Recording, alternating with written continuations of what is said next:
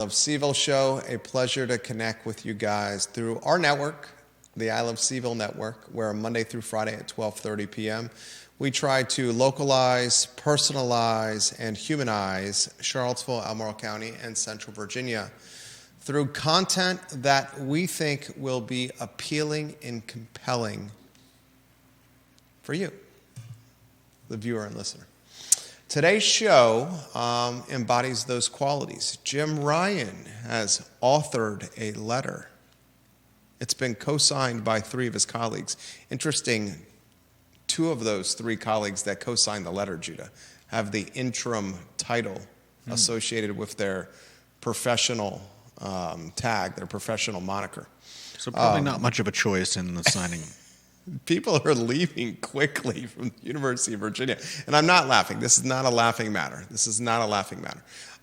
Federal funding is being cut. It's no secret. I mean, Musk and Trump, the Department of Government Efficiency, federal funding is on the chopping block. And it is being sliced and diced is it a head of onion? Is an onion a head? Is it a ball of onion? What's the circle of an onion called? Is it a bulb? Is it an onion bulb? I know onions and garlic are usually grow in bulbs. So what I'm cutting, what you call an onion. What my better half or I are cutting at dinner time and slicing into slices is an onion bulb. Okay, there we go.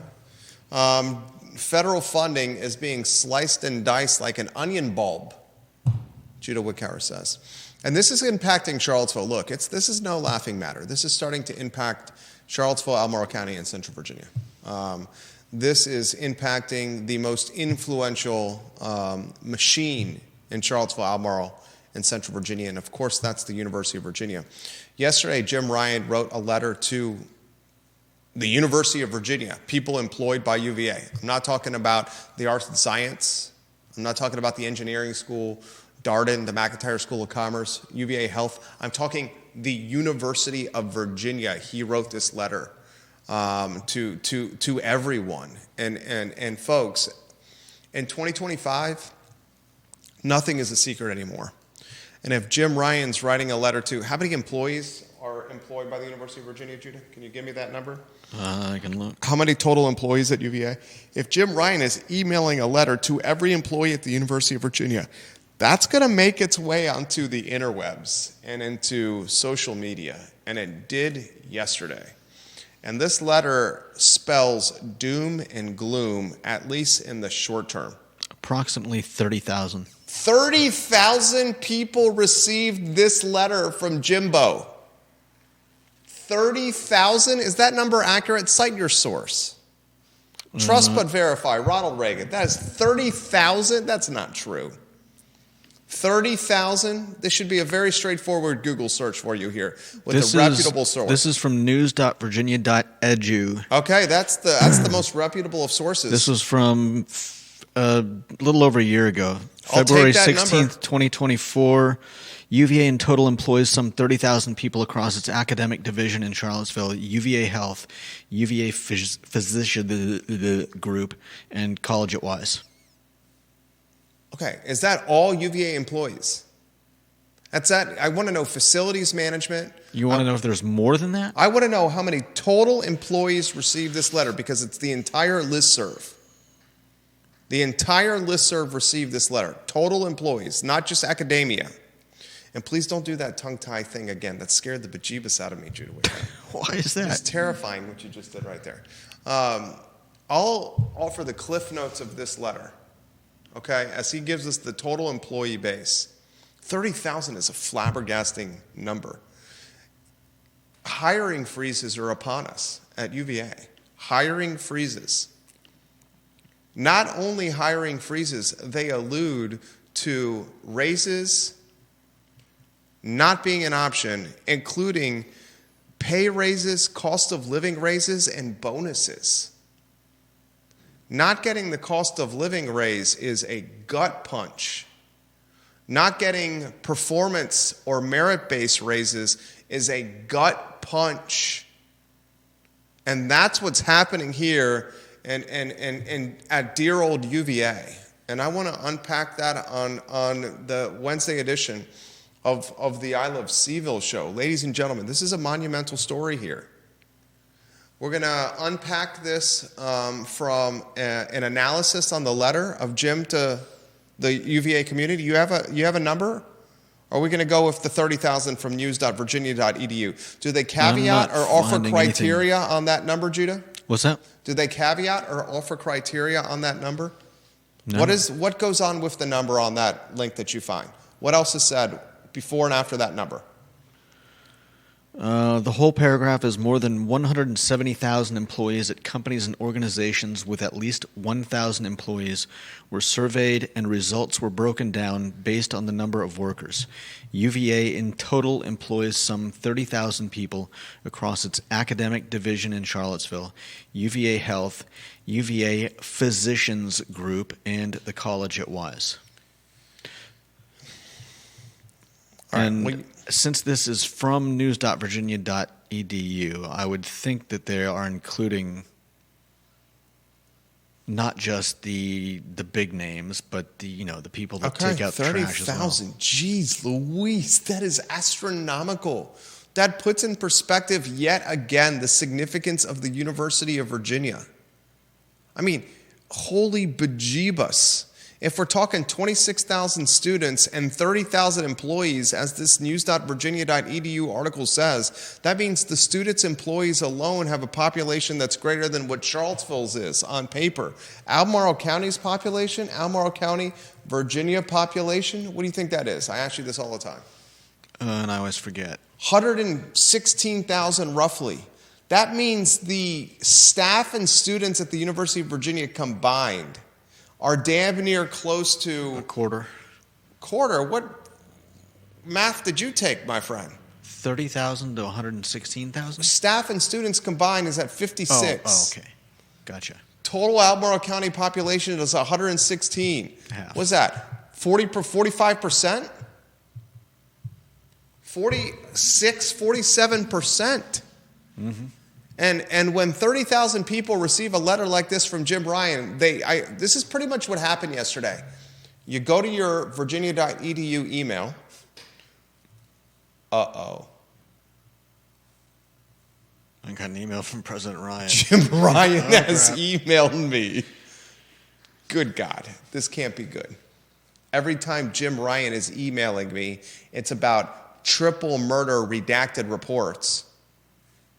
Every time Jim Ryan has emailed me is about students that were pepper sprayed in a pro-Palestine protest. Every time Jim Ryan has emailed me, it's about alleged corruption and white-collar racketeering at UVA Health. Every time Jim Ryan has emailed me, what is he emailing me about now? I hesitantly click on the email and open it on my phone or computer, and I start reading, and this isn't roses and flowers. This is doom and gloom. No pay raises, no cost of living raises, no performance and merit-based bonuses, hiring freezes, discretionary spending put on ice. That's going to leak, and it's going to leak outside the listserv. I wonder how many universities across the U.S. are sending out those same or similar emails. I would bet you damn near close to all of them. Yeah. Right? Mm-hmm. So we will unpack that not just from a UVA standpoint, but a Charlottesville, Albemarle County, and Central Virginia standpoint, and we will associate some role-playing with it, as Judah Wickhauer is going to be Jim Ryan's therapist, and I'm going to be Jim Ryan, and on the sofa, laying on my back for 50 minutes to an hour at $2.95 an hour, talking to my therapist about what my life has been over the last 12 to 18 months. That conversation on the Wednesday edition of the I Love CVille Show. We're also going to talk on today's program a potential buyer for the Daily Progress. Lee Enterprises is the parent company of the Daily Progress. Lee Enterprises, an Iowa-based media company. They own a number of newspapers, including just about all of them in the Commonwealth of Virginia, including the Richmond Times-Dispatch, the Roanoke Times, and the Daily Progress. There's a shareholder that just owns just under 10% of Lee's stock, and it's the Hoffman companies, the Hoffman family of companies. And they wrote a letter to Lee Enterprise executives saying, we want to have an open discussion about buying your company in totality. Wow. We have a lot of cash on hand, and we own a lot of different businesses. And frankly, Lee Enterprises, you're terrible at running newspapers. That's pretty much what was said. We're going to talk about that on today's episode. I'm going to highlight the worst intersections in Charlottesville and Albemarle County.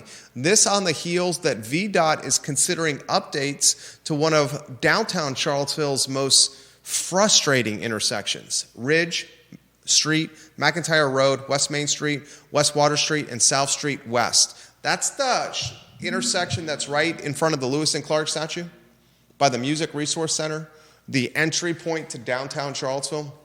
VDOT is launching a survey to assess the operational and safety improvements needed to this intersection. That got me thinking, which intersections in Charlottesville and Albemarle County are just ones you avoid at all costs? I'm talking like the Pantops Diamond Interchange. We've got one clear winner. I'm talking like the one on Hillsdale, the one by Whole Foods. Whole Foods. I'm talking about the... You want to see Charlottesvillians being insane, terrible drivers. Yeah. The Whole Foods one. I'm talking about what's becoming of Ivy Road as you go from the city into Albemarle County, when there's an apartment complex being built next to Moe's Barbecue, when there's a Gray Star doing a 13-story apartment complex off of Old Ivy Road, kind of across from Bel Air and St. Anne's Belfield. I mean, that's going to turn into a cluster dot quack, quack, quack very, very soon. So we'll highlight some of the most challenging intersections as VDOT is considering renovating, improving the downtown entry point.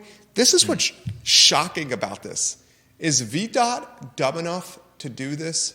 Is Charlottesville dumb enough to do this? While Jeff Levine, the North Garden and Big Apple developer, builds a hotel next to the Omni and the site where the livery stable and the Artful Lodger is located. Are they dumb enough to allow this to happen when Jeff Levine is also pushing Violent Crown to be destroyed and torn down so he can build an 18-story apartment complex? And are they dumb enough to allow this to happen at the same time that the Dewberry Hotel is on the for sale block with the Hilton and the Marriott kicking the tires to purchase the Dewberry skeleton as we speak? I mean, can you imagine VDOT and the city of Charlottesville doing an intersection improvement project at the same time that a hotel's being built in the shadows of the Omni, and at the same time that an 18-story apartment tower, the tallest building in the region, could be built next to the Code building in the site or the place of the movie theater, and at the same time that the skeleton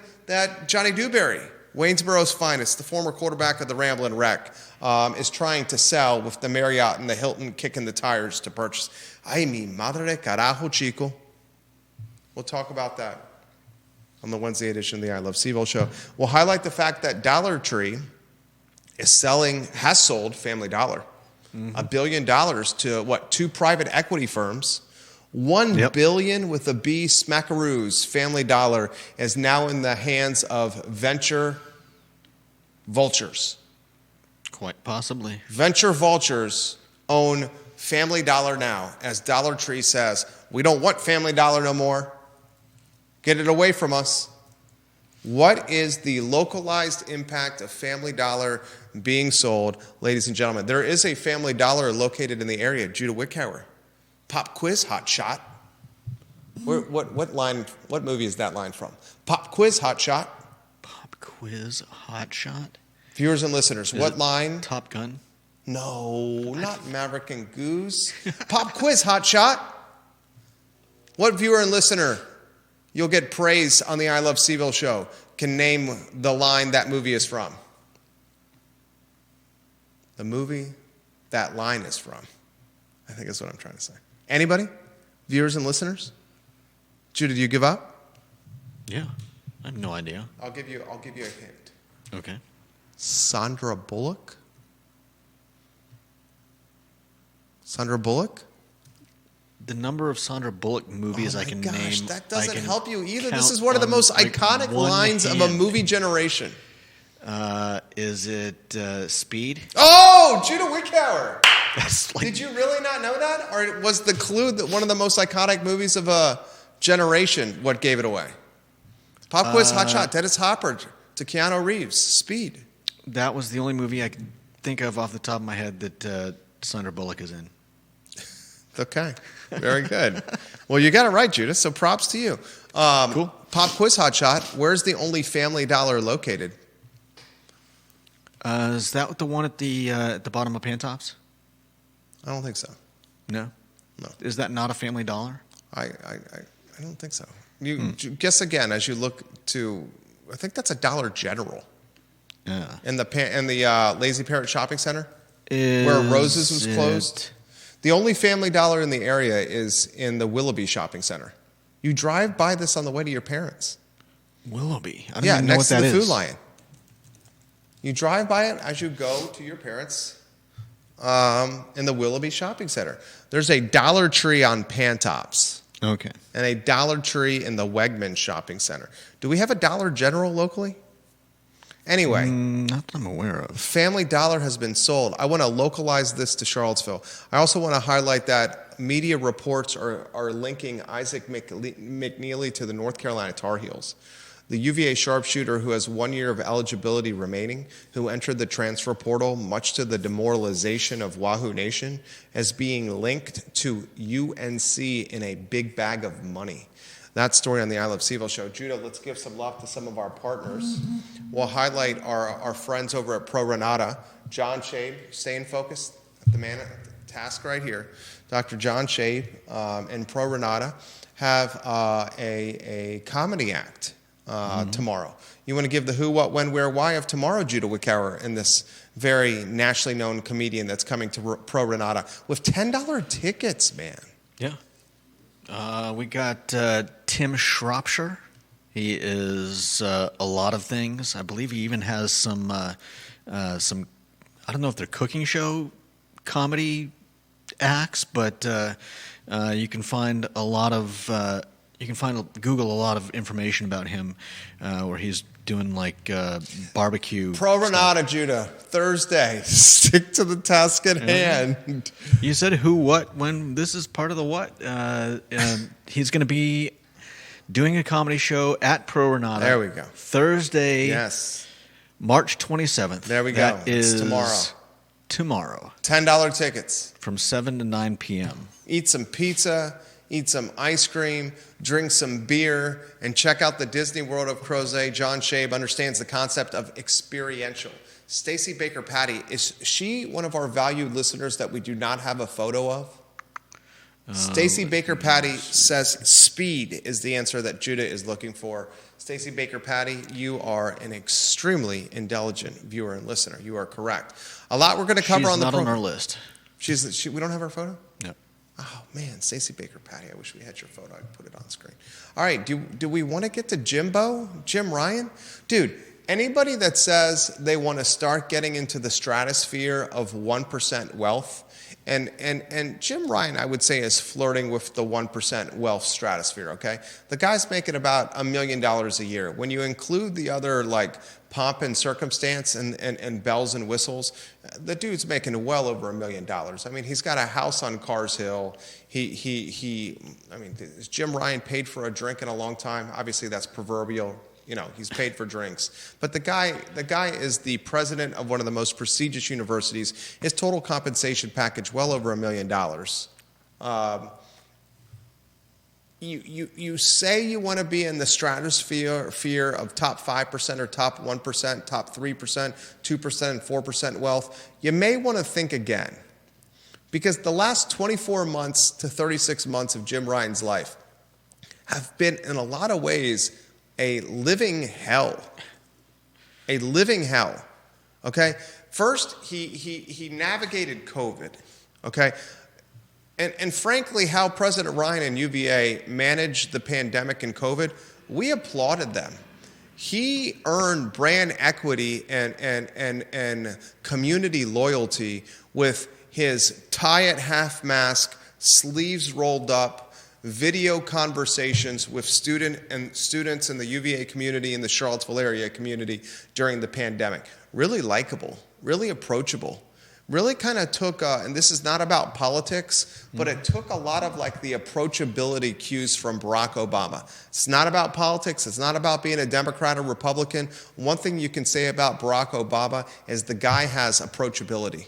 And he has approachability in spades. He did that by making himself one of the people, by taking his button-down shirts and rolling up the sleeves to his elbows and loosening in his tie and just taking off his sports coat, his suit jacket, and just coming across as an average Joe you want to belly up to the bar with. Barack was real good at that, President Obama. President Ryan had that too. Then you start dabbling in a dose or a smidge or a sprinkle of President Ryan waking up at sunrise and running around grounds and encouraging the community to run with him. Remember early in his presidency, President Ryan was walking around grounds and interviewing students with microphones, doing kind of like the Jay Leno act, Judah, where he would ask students random questions about UVA and he'd have a videographer following him around, interviewing the students. I loved it. It was really in a 180-degree contrast of what we saw with John Castine, who was a little bit more stodgy, still very likable, but way more button up, way more Tyler in full tie and full position and suit jacket on at all times, even in 100-degree weather. I think he was far more of a getting money for the school. He was a fundraiser. Yeah. He was an OG president. Yeah. Where Ryan came across there was also no, or at least far less, social media to be capturing every breath and footstep. 100%. And today's social and digital world, where everyone's got a camera and a platform and a massive following at their fingertips, you have to be on your P's and Q's significantly more. From that approachability and affability and overall agreeability, Jim Ryan, early in his presidency, look at what's happened, dude. Look at what's happened. Mm-hmm. Did it start with the triple murder? Probably started with COVID. There was more than just his fireside chat. There were probably a lot of tough decisions to make, and then we come out of it, and we've got, as you said, the triple murder. Okay, I'll give you. It started during the pandemic, because during the pandemic, during COVID, they also did a kind of not just a hiring freeze, not just a raise and performance bonus freeze, but they also cut people's pay. Because during the pandemic, UVA Health could not see patients from an elective surgery standpoint. Yeah. Elective surgeries were cut. And let's cut to the chase. If you're a hospital system, how you're making the meat and potatoes of your revenue is through elective surgeries. So during the pandemic, elective surgeries were not an option because we thought the vid was like on the ground, and if we walked shoes on the ground, we'd spread the vid. Vid? We thought COVID, short for COVID. Yeah, I figured that out. We thought COVID was on the doors or on cars. We'd have to go grocery shopping some people were grocery shopping with latex gloves. I saw some people wrapping grocery bags around their shoes so their feet would not touch the floor of the grocery store. I mean, I heard stories about people washing their groceries after they got home. People were legitimately and cartons and boxes and, I mean, it's one thing to wash the apples and oranges and the celery and the broccoli, but it's a completely different thing altogether to, ladies and gentlemen, soap and lather the Honey Nut Cheerios cardboard box. And that's what we were doing. We were soap and lathering the Honey Nut Cheerios cardboard box and the eggnog carton. We were soap and lathering the Angel's Envy 750 milliliter, the Pro Renata 6-pack we were soap and lathering. And things just got crazy. And when they stopped elective surgery during the COVID, during the vid, during the pandemic, they didn't really have a lot of money and they couldn't pay their bills. So some people were legitimately, some staff members of the health system were legitimately not just no money, not just pay freeze or cost of living freeze. They had their pay cut by 10, 15, 20, 30%, some cases even more. So imagine you're going through COVID. The world you think is falling apart. And a good rule of thumb, when everyone is scared and fearful, great opportunity to pursue opportunity. That's when we bought the house in Glenmore for pennies on the dollar. Just highlighting that. I like to tell the story. Lesson of Warren Buffett. But President Ryan had to deliver that news to people. You guys are going to have to figure out COVID, and you're going to do it at a 25, 30%. So maybe Judah's right. That's when the equity built with the brand started crumbling. Since then, we've seen a triple murder at the University of Virginia at the hands of another University of Virginia student. And help me do the timeline here, Judah. Triple murder. Yeah. We've seen the pro-Palestine pepper spraying protest, where he's the fall guy, state police militarize to pepper spray students. We've seen the health system with the white-collar racketeering and the fraud and the cronyism and the medical chart change it to maintain performance standards, right? Multiple reports of that. Of both the murders and the white-collar racketeering and the UVA health system fraud and performance standards changing. We've seen the Board of Visitors dynamic changed dramatically since Youngkin got his hands on it. 13 of 17 Youngkin appointments. It's going to be even more in July as Youngkin makes all the appointments. Jim Ryan's ideology in stark contrast to the BOV appointments. Yeah. Now Jim Ryan, the president of the University of Virginia, you know what president he is at UVA, Judah? What number president he is at UVA? You mean counting from the beginning of Yes. president? No, what I have no number idea. President is Jim Ryan at UVA? I don't know. He's the 9th. Only the 9th. Wow. The 9th. Right. Only the 9th. That says something right there. He first assumed office on the 1st of August in 2018.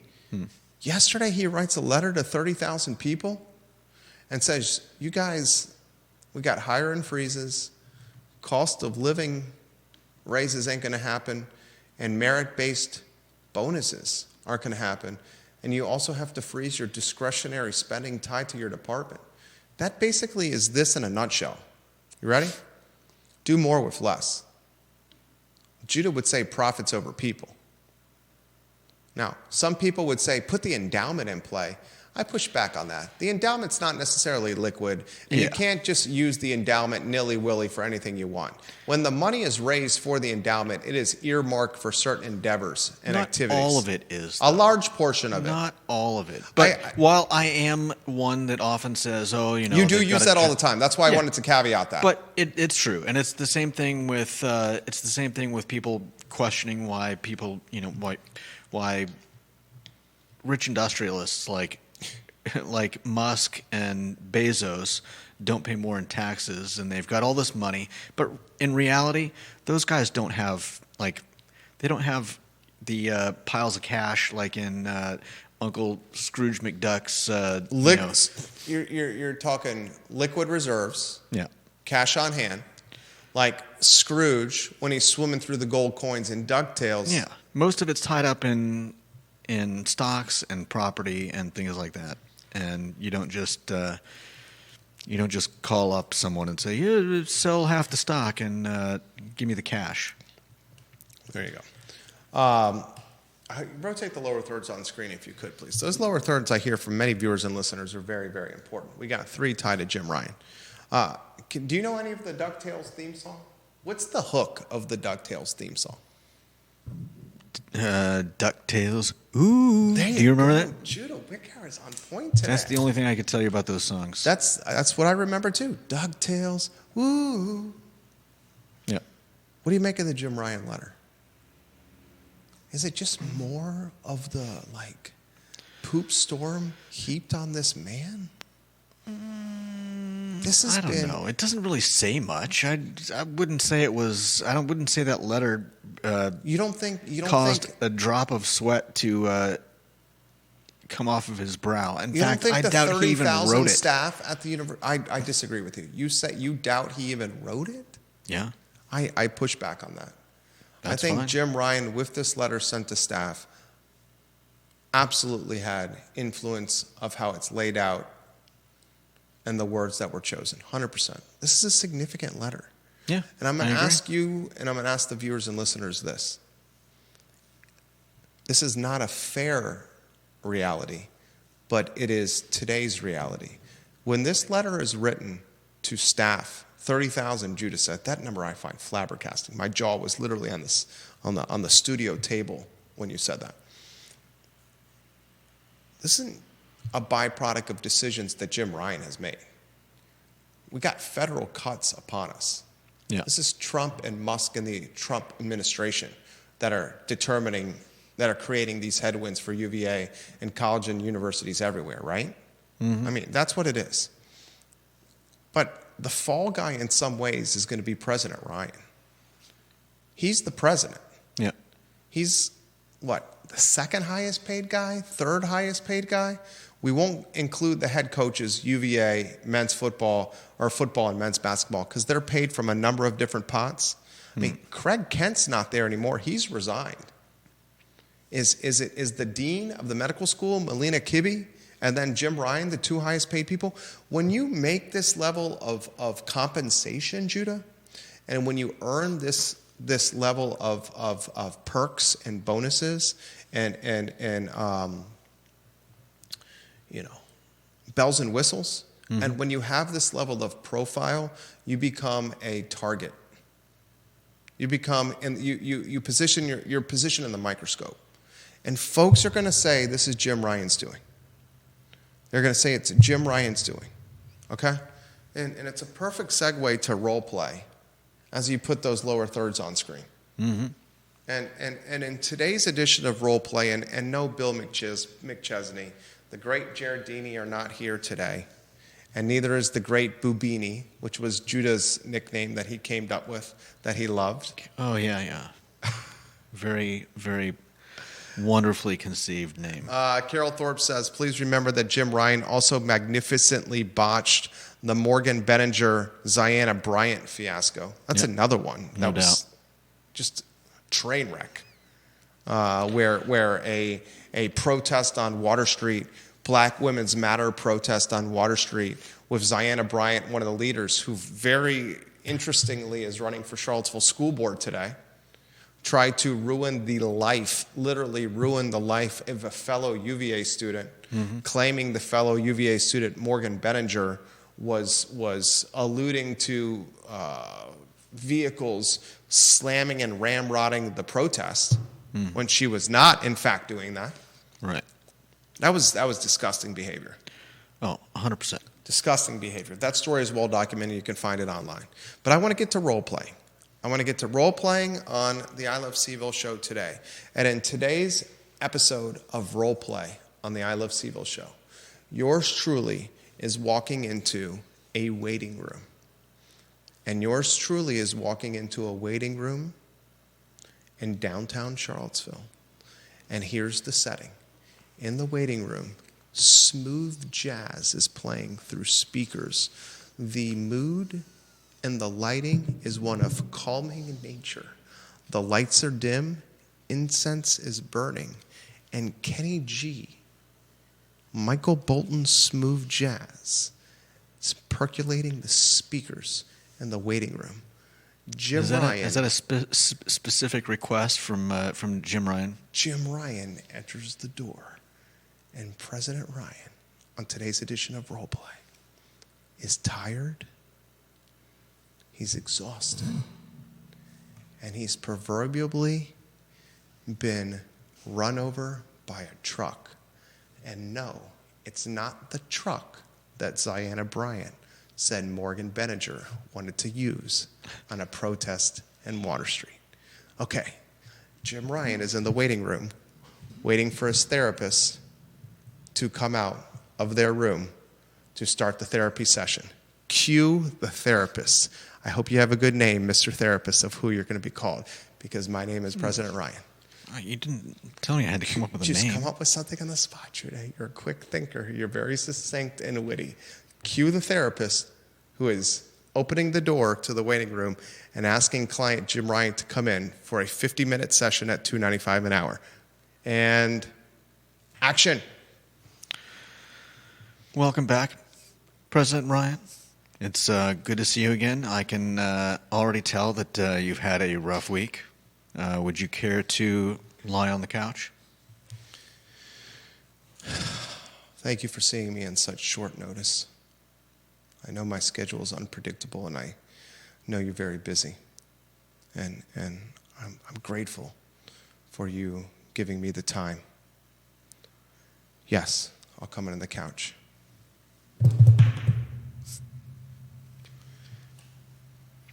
So tell me about your day. It's been trying. I had to notify 30,000 people via email that they will not get cost of living raises, pay raises, performance-based bonuses. They're going to have to freeze all discretionary hiring, all discretionary spending, and frankly, they're going to have to do more with less. I don't know what's happening, but it seems every day I wake up, more people are hating me and more people dislike me.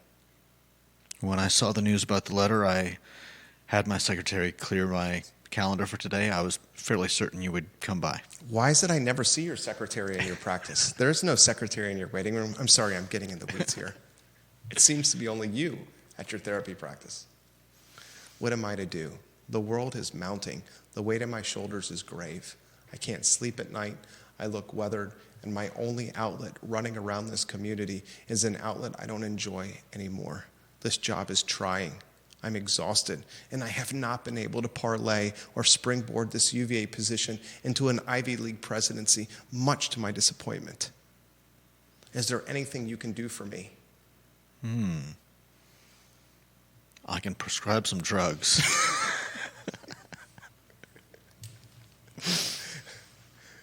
You know what that Xanax does to my mind. You know what that Valium does to my clarity of thought. I must be clear. I cannot do the Valium again. We have a few drugs we've been testing on patients, and one that I think might work well for you. But Mr. Watson, no more drugs. No more drugs, Mr. Watson. No more drugs, please. Please, Dr. Watson. Okay, Dr. Watson, we've talked about this. You haven't given me anything so far, and I'm 10 minutes in. That's costed me $65 so far. I'm here to listen and evaluate. And how can I be liked again? How can I get back in the good graces of the community, of alumni, of rank and file? How can I build and breed my trust again, my likability and approachability? I've tried everything.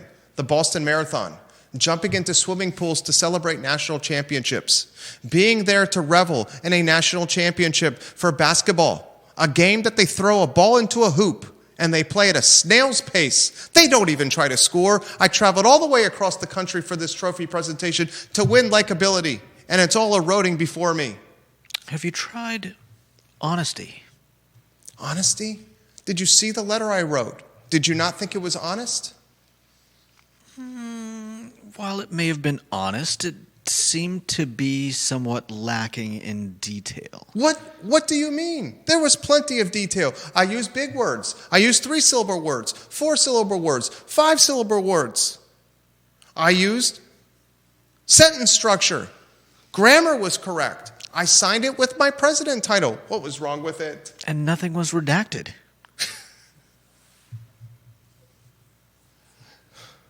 I understand, but there's been quite a bit of interaction between you and the local community, not to mention the school, UVA, where I think a lot of people have gone from seeing you as a very approachable figure when, for instance, in the video where you rolled up your shirt sleeves, sat on the desk, and I think people related to you.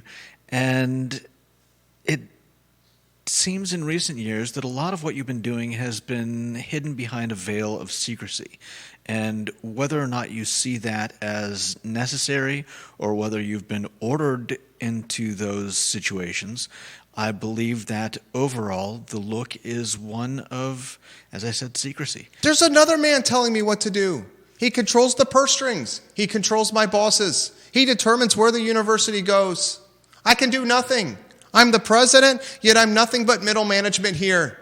Somebody's 60 minutes from me, 65 miles from me. A very wealthy person is telling me what to do. I'm the fall guy. I'm the scapegoat. I'm hanging on the sword. What else am I supposed to do? There's a gentleman on the Board of Visitors right now, a very angry fellow, a portly fellow, a gentleman who chooses to drive in a luxury vehicle across state lines to threaten my students. And he's barking instructions at me. I've lost consensus. I've lost influence. I'm tired. Have you thought that maybe a break would be in order? The Ivy Leagues won't pick me. Maybe you need some distance from UVA before they will. To my house in Earlysville I go. Take me off the clock. I'm not paying full freight. Can you imagine as we exit Roleplay being in this position? Do you feel pity?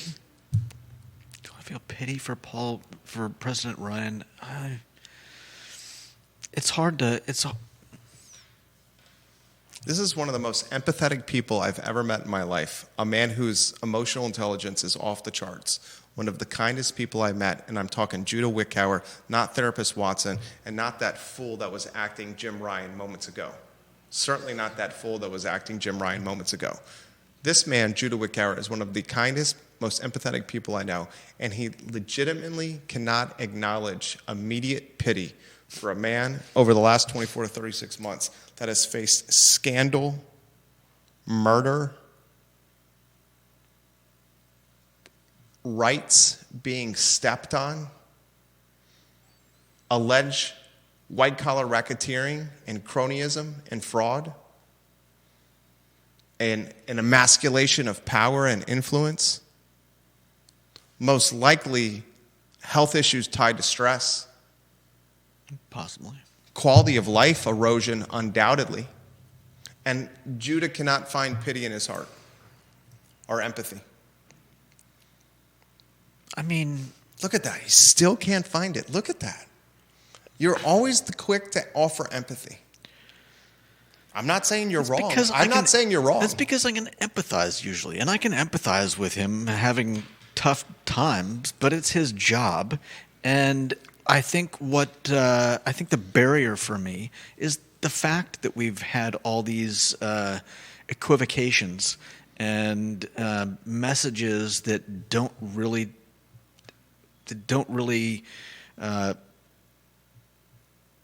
This is my issue with it. I'll put it succinctly. We have yet to see a true acknowledgement of mismanagement and asking for forgiveness or holding oneself to true accountability. In our household, when our youngest is 2.5, he's just trying to figure out not to put his hand in his diapers when he's pooped and rub it on the wall. That's literally what we're going through right now. But our oldest knows the difference between right and wrong. And we ask our oldest when wrong has been committed to, A, what did you do wrong? How are you going to hold yourself accountable? Is there an apology?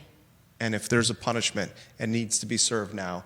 And often it's time out or spending some alone time in the room to think about what happened. Mm-hmm. Okay? And I know that's an elementary version of accountability and an elementary version of saying I'm sorry. But have we seen that yet in any of the fiascos? Have we seen it yet in the triple murder? Right. Have we seen it yet in the pepper spraying of students? Have we seen it yet at UVA Health? Have we seen it yet with Morgan Benninger? Have we seen, I'm sorry, I handled this wrong in any capacity? I don't think we have. We have not. I think. We have not seen sincerity. Right. We have not seen I'm sorry. Mm-hmm. And because of that, it's hard to empathize. Yeah. It's hard to offer compassion. He's also come out against some of the things that I do empathize with. He straight up told the 128 anonymous doctors that said this stuff is going on. He basically called them bitter and angry high schoolers who did not get invited to prom. Yeah. He says there's 9 to 10% of any organization that is angry and bitter, and you can just expect that and ignore them. That's what he said. Mm-hmm. He marginalized them. Yeah. That was mismanaged as much as anything I think I've seen professionally in a really long time. No doubt. Now, we've spent some time covering this, and we continue to have to cover it as Bert Ellis fights for power on the Board of Visitors. What happened with the meeting yesterday with Governor Youngkin? I mean, is he fighting for power? Bert Ellis is undoubtedly fighting for power. You could make a legitimate argument right now that the most powerful person at the University of Virginia is Bert Ellis. A legitimate argument. Bert Ellis is to UVA as Elon Musk is to America. Very similar personality traits with Musk and Ellis. We'll cover that more on tomorrow's edition of the show. We have other topic matter to get to. Judah B. Wickhauer, you're doing a hell of a job today. What are the next topics on the show as comments are coming in very quickly on a Wednesday afternoon? In fact, why don't I get to Lee Enterprise? To some of those comments. I do want to cover Lee Enterprises, the owner of the Daily Progress, one of their top shareholders, looking to take control of the Daily Progress. The second biggest shareholder, in fact, the Hoffman family of companies. Comments are coming in, though. Deep Throat's back in the mix, fresh from Montana. He says, anyone can pose as a sympathetic good guy, but under stress, the mask drops. That's a good point. The UVA health situation and his response to it was that dropping the mask moment. Mercenary organization man with some fake-ass jog with me jive is what he calls him.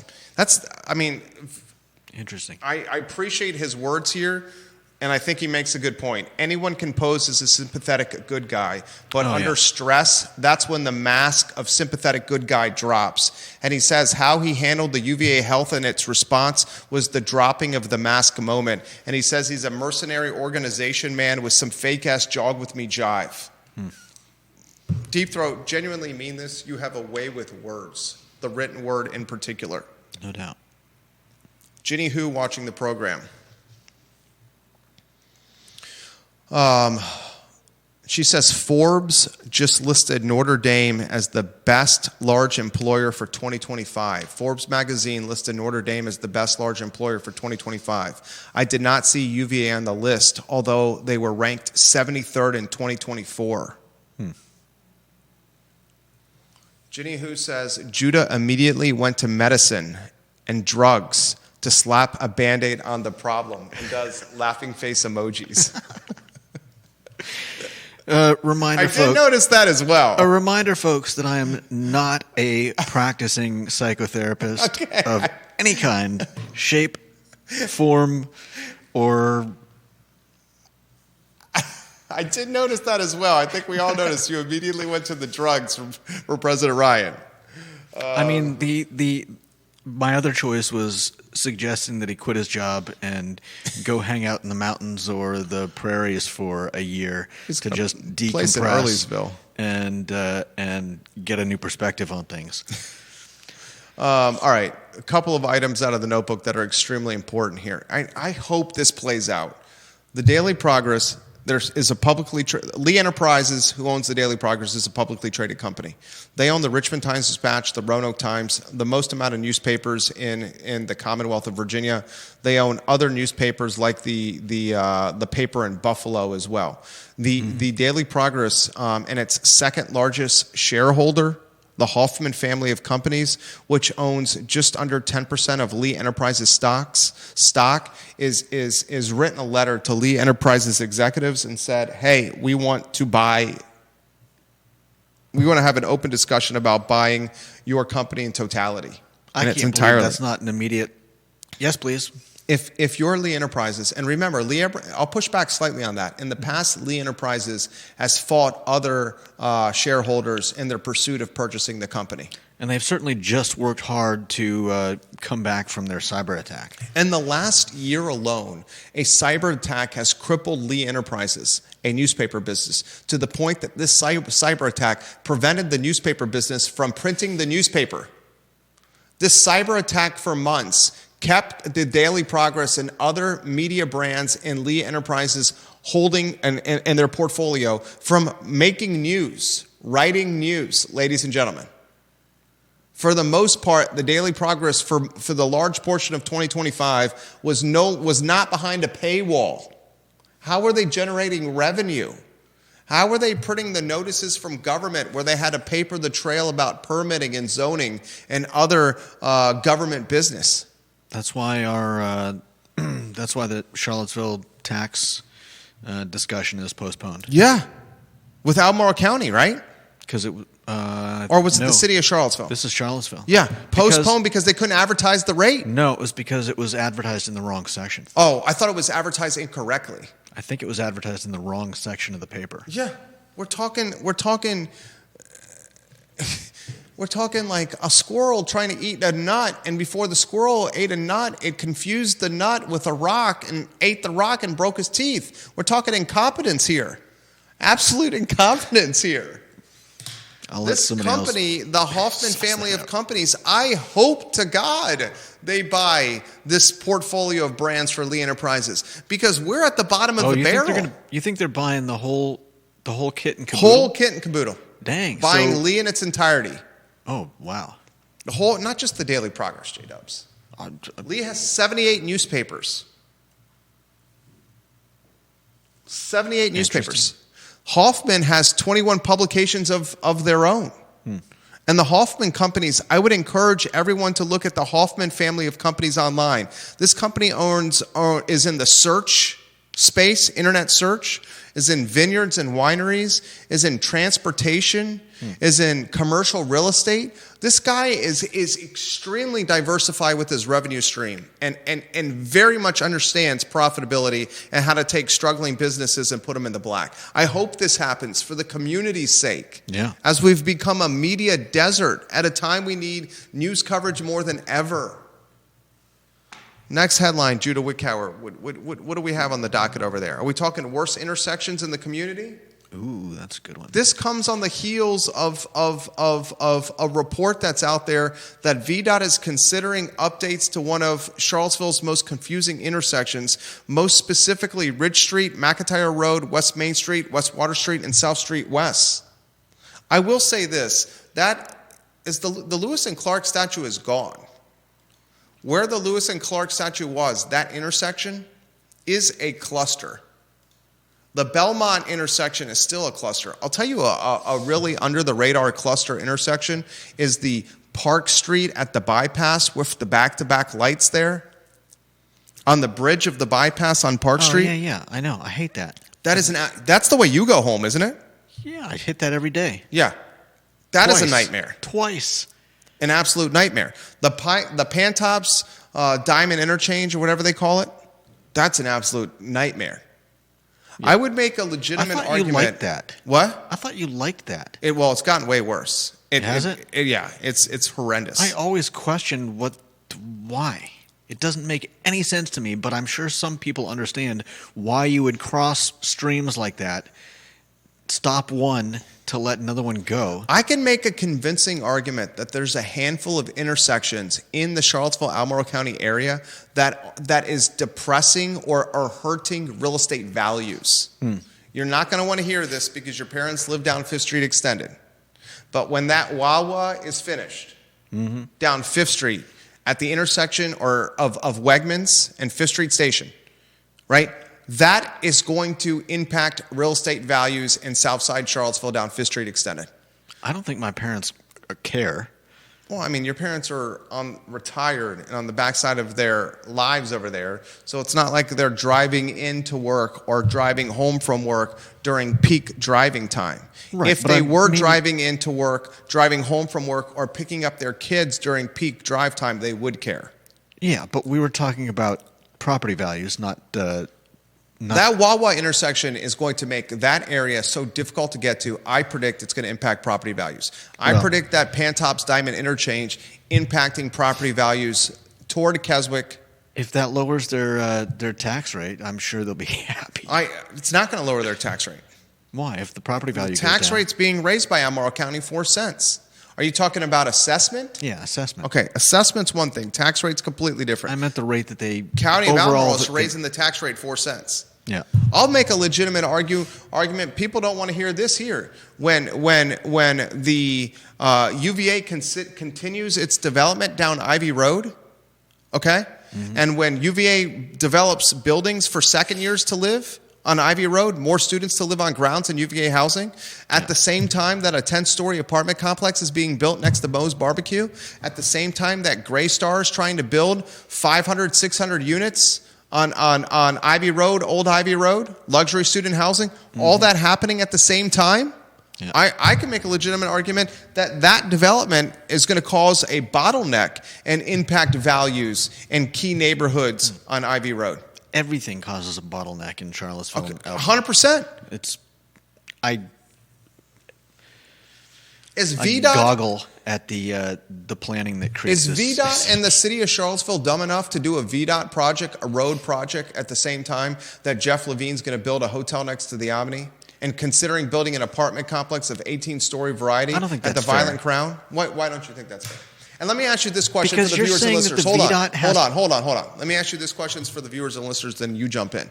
That intersection that is under study right now, where the Lewis and Clark statue used to be, that was part of the West Main Streetscape project, where 5-6 years ago, Heather Hill and Kathy Galvin, when they were on council, were championing the West Main Streetscape project, where the city had funds from the state and VDOT and the University of Virginia and some funds of their own, and they were going to reimagine one of the most important gateways in the city. And the Gillikin gang, they said, we do not need this free money from the Commonwealth. We do not need this free money from the University of Virginia to reimagine this gateway that is big time underachieving, terrible infrastructure. Instead, give us that money for the reconfiguration of a middle school in the city.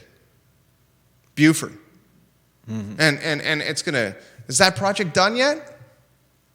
Are the kids they were going to try to help even going to be able to go to this middle school? Or is it just going to be the rich? Because they're just gentrifying households every single year, making the community... Since the West Main Streetscape project was kiboshed, I would ask anyone to take the HUD median family income for the city of Charlottesville, the greater Charlottesville area, and I can assure you every year since then, the median family household income has upticked noticeably, which is a direct reflection of gentrification, which is a direct correlation of families on the financial margin not going to that middle school to enjoy the reconfiguration that still is not finished.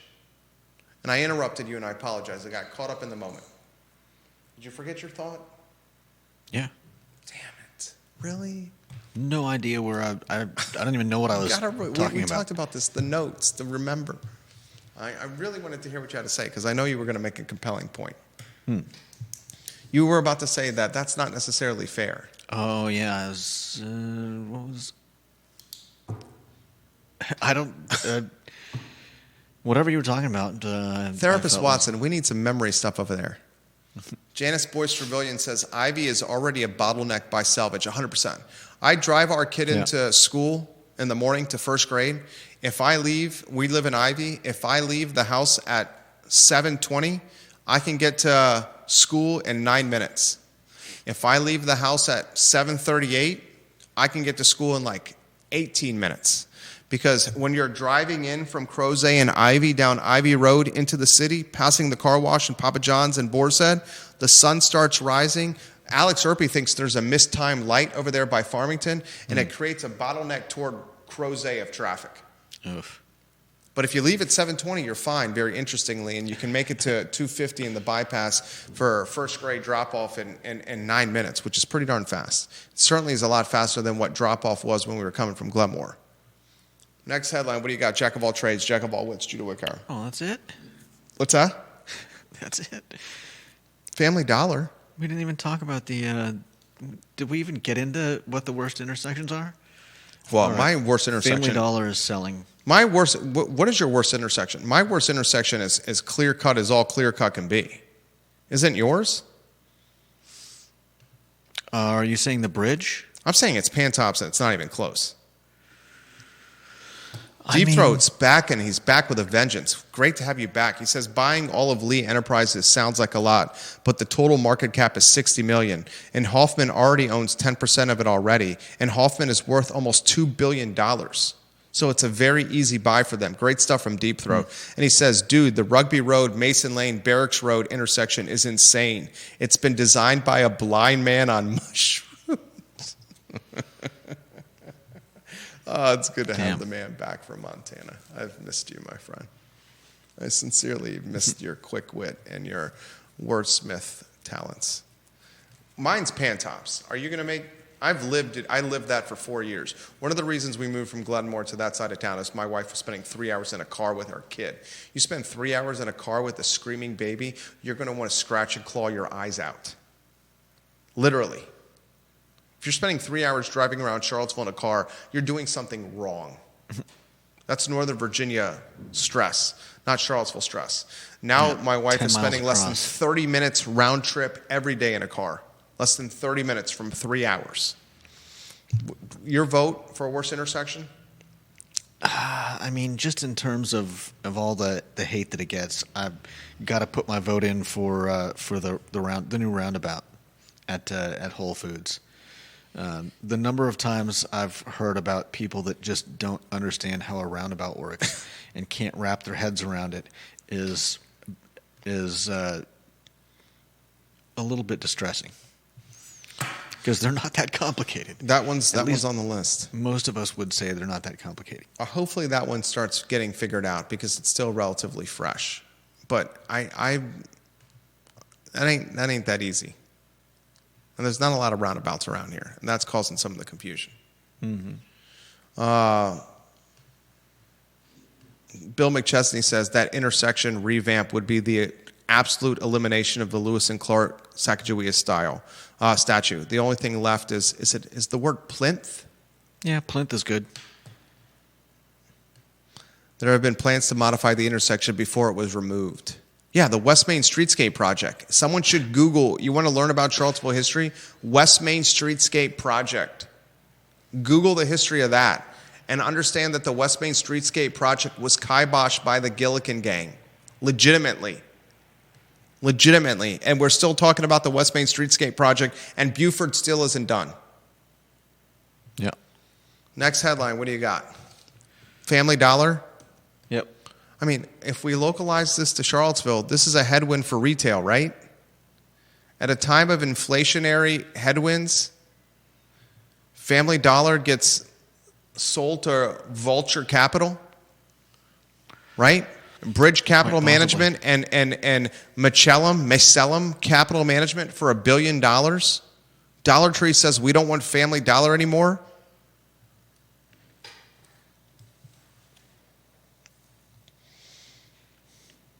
There's Dollar General, there's Family Dollar, there's Dollar Tree. Yeah. Rose is already closed. Kmart's closed. Big Lots is closed. I need you to understand something here, okay? In the category of discount retail, are you with me? Mm-hmm. Rose's, bankrupt. Big Lots, done. Big Lots got taken out by private equity. Kmart, done. Family Dollar, about to be picked apart like Thanksgiving turkey and left for dead on the side of the road like a carcass of a raccoon or a deer on 250. I mean, the odd crows are eating his bottom. The odd part is that it was owned by Dollar Tree, and there are 3 Dollar Trees in the area, and there's also a Family Dollar. It just maybe they didn't put enough TLC into it. The story local is headwind discount retail. That's the story. You would think that with everybody tightening their belts, that places like Family Dollar and Dollar Tree would be booming. My point exactly. You would think that the Burger Kings would be booming and the Wendy's, but they're being eradicated. They're not as cheap as they were, though. But they're cheaper than what else is out there. What are you talking about? I mean, yeah, they're cheaper than steakhouses, but... Well, there are a few things that you can get are cheaper for a meal than the McDonald's $5 menu. Okay. What? Even have you been to Bodo's recently? Not in a little while. Even Bodo's is uptick in price a lot. I'm not saying it's expensive, but their cost of goods and their labor is clearly direct influencing price increases. Still much better than fast food, but it's gone up. Yeah. Family Dollar sold to Vulture Capital for $1 billion. John Blair says, I used to be a Family Dollar manager when I was in community college. Believe it or not, I worked some Saturdays at the 5th Street Family Dollar while at UVA to work my way through undergrad. I did know that about you, John Blair. You shared that with me in the past. I worked my way through UVA undergrad at Ruby Tuesdays in Barracks Road, where I was a host, bartender, and waiter. For multiple years as an undergrad. All right, one shot, last headline of the show. Isaac McKneely is being linked to the UNC Tar Heels, ladies and gentlemen. Multiple media reports said North Carolina has contacted Isaac McKneely. And Isaac McKneely is a guy that's going to make a college basketball team really good. Let's see if he goes to a rival on Tobacco Road in the Atlantic Coast Conference. Isaac McKneely and Carolina Blue, oof. Media reports link him to Hubert Davis's team in Chapel Hill. And more on the Chance Mallory story from yesterday, the St. Anne's Belfield Academy senior, talented basketball player. Mm-hmm. After yesterday's show, the chitter-chatter I've heard from multiple reliable people has his NIL compensation north of $1 million. I had heard that from reliable people, and then after yesterday's show, heard it from even more reliable people that the point guard from St. Anne's, 5'9", talented 4-star, 18-year-old, north of $1 million to be an incoming freshman point guard under Ryan Odom at Virginia basketball. That's a lot of money, north of $1 million a year to play basketball, folks, in college. John says the biggest issue with that intersection, in my humble opinion, is what is going to happen to the old Trailways station. That would be a huge issue in any idea of redevelopment. That station for sale right now. The old Greyhound station. Yeah. For sale. Front of the program, talented Terry Hinderman owns the building right next door to that station. All right, that's the Wednesday edition of the show. Judah Wickhauer was on point today. That's back-to-back. In fact, that's 3 shows in a week where he's been on point. My name is Jerry Miller. Thank you kindly for joining us. So long, everybody.